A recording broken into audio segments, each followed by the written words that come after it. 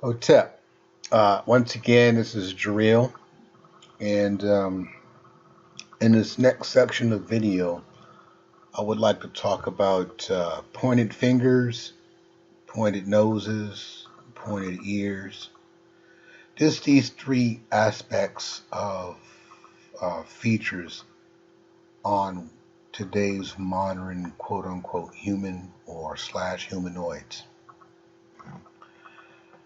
Some of these details will be probably a little graphic for some of you, so I just want to put that out there. So I also want to put out there the fact that these things that I'm going to show you will help you to see what's been really going on within TV, movies, the big screen, magazines, things like that. So everything has a purpose. Everything is going to get exposed. So this is why I'm here. I'm here to expose as much as I can according to whatever Mother Nature wants me to put before you. So sit back and relax. This is going to blow your mind. Hotep again, family. This is Jareel. To begin our introduction, I'd like to talk about Vlad, the Impaler, rituals. If you do a search on him, you'll find out that he is the original vampire of the Europeans. So from this guy, you'll get all the vampire movies, and all that. So starting in the middle, you'll see his face. To the right of his face, you will see him sitting down at a table with people steaks up their asses. This guy was having a buffet. He was known to drink the blood and eat of the flesh. Sounds familiar to you? That's right, Christians. This is where your Jesus comes from. They also made a book about him. To the right there, the far right, talking about the Impaler in search of the real Dracula. So he is the real Dracula, the European. To the far left, you'll see a picture of him sitting on a throne being king. And then he's facing the white European, which is Jesus. And he's basically judging Jesus. He's judging his own God that he created. If you look down in the middle, you'll see that Prince Charles is claiming kinship of this guy. If you look at his features with the long nose and the pointed ear, those are the kind of things I want to talk about, and you'll see why. So remember, everything was written through this guy with these vampire movies and all that stuff. So Dracula, vampire, is a real, live demon. In other words, look at the word Vlad up on top. You can break that word down, and it comes to the word a devil. Okay, to the far left, you'll see a person with a rod up his ass. This was the signature of Val the Impaler. He would do these kind of acts. This is one of his rituals. In the middle, you'll see him sitting on his throne, entertaining his guests. And below that, you will see a feast of Europeans eating human flesh in honor of Val the Impaler. This painting is found somewhere in Europe. Also to the far right, you'll see the so-called Mario brothers. And below that, you'll see Val again. And the reason why I put up there is because if you look closely, they look just like him. Now the bait. Just like fish bait, you go fishing, you make sure you want to get your J hook, as in Jesus, that J hook. You want to bait it up very well, and you dump that into the water because you're going fishing. Well, just like the vampire. Vampire is going to give you some serious promises. He's going to give you a big castle. Usually the vampires live in big castles or they live in caves. And then if you don't know the vampire, he's going to lure you in. He's going to give you a sweet talk. And then what's going to happen? He's going to bite you. Just like the Jesus in the Bible is baiting his so-called disciples. Just like the Jesus in the Bible, where he goes and tells folks that he's a fisher of men. So basically he's baiting them, just like the vampire. If you notice about the movies, they always tell you that the vampire has at least 3 women. And I put these 3 women down here for you to see 3 things. First, we have a regular lady who's being influenced. We have 2 actors who basically are acting the part. When you think about it, what kind of influence this is? Again, this is called, let me tell you, a vision, television. And then the influence is, when you look at it, you're being bitten. So just like this one lady here to the left got bitten by the vampires.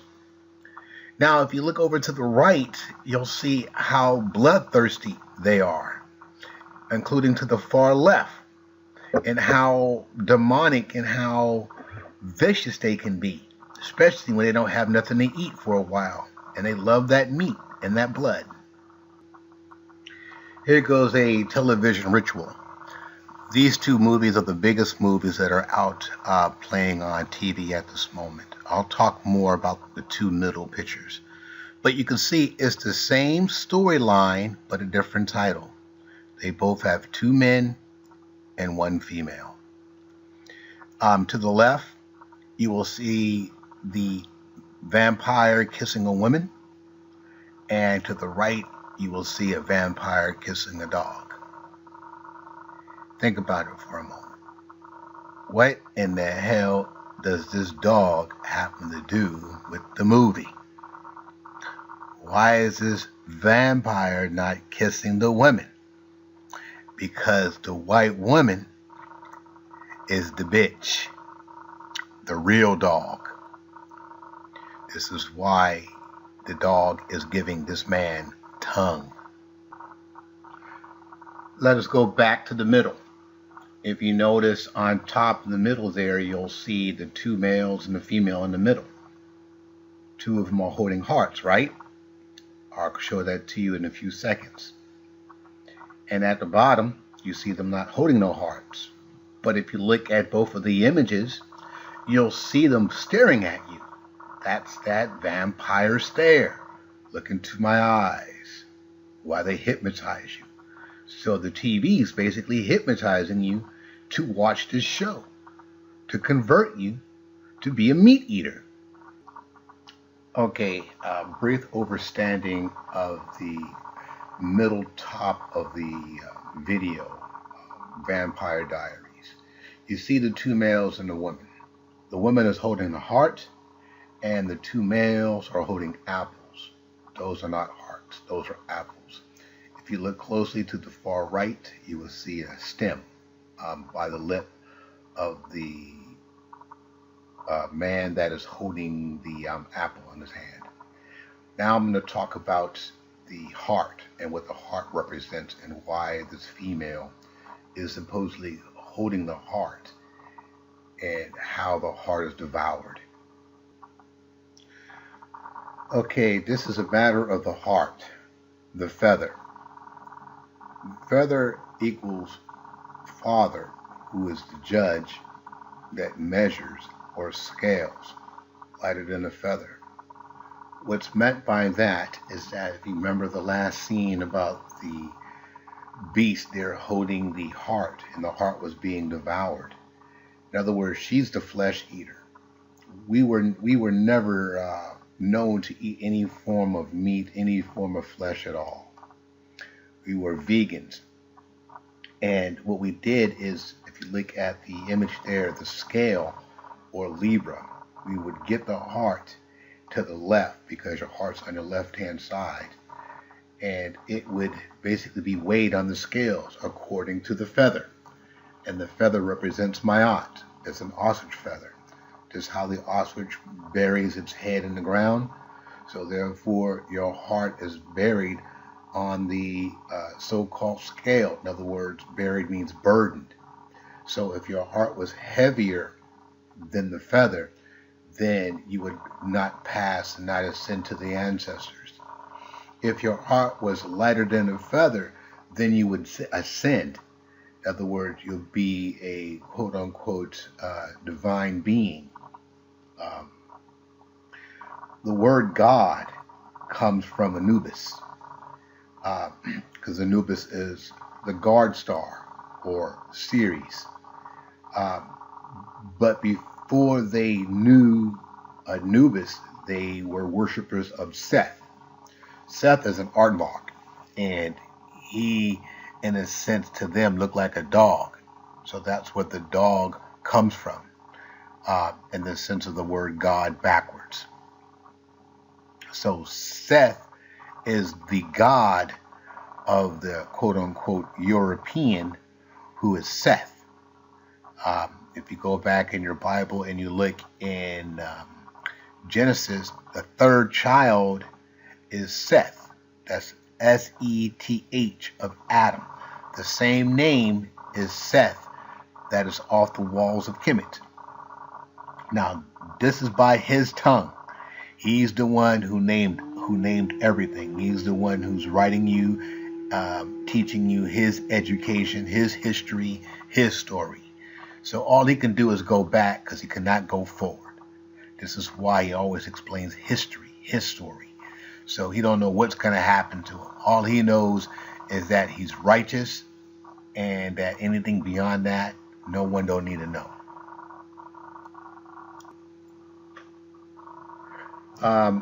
Little background on these critters right here. They're gargoyles. You probably heard of the gargoyles in certain movies, cartoons, and other different TV shows. Short term for gargoyle is goy. You can look that word up. It means Gentile. Of all things, it means Gentile in the Bible. Goy also means homosexual or bisexual. If you look over to the left, you'll see a bat-like feature of a gargoyle.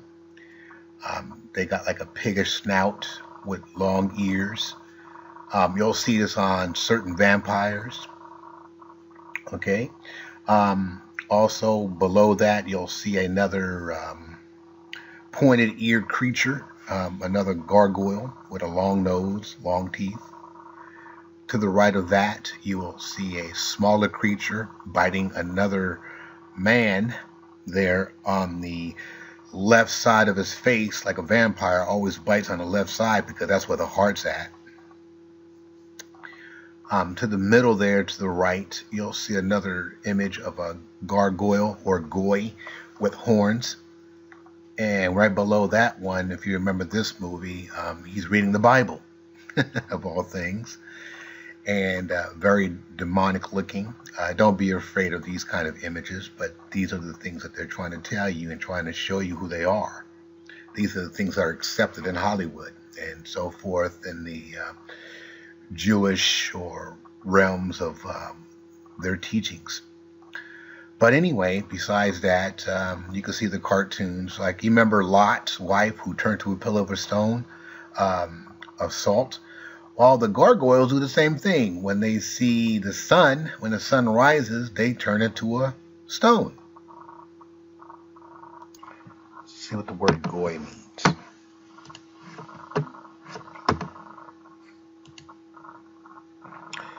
It's Hebrew, it's plural, it's goyim. It's a standard Hebrew biblical for the term of nation, including great nations of Israel. Okay, right there it is. A modern Hebrew or Yiddish, the word goy is the standard term for Gentile.